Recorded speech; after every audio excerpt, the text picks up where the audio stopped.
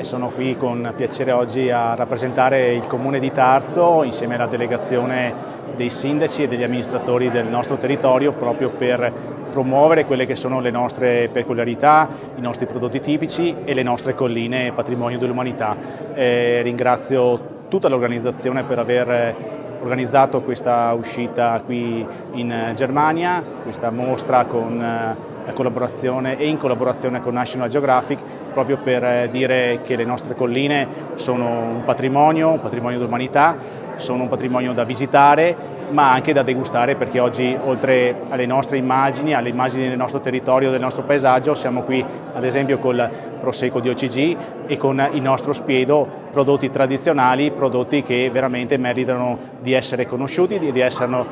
essere così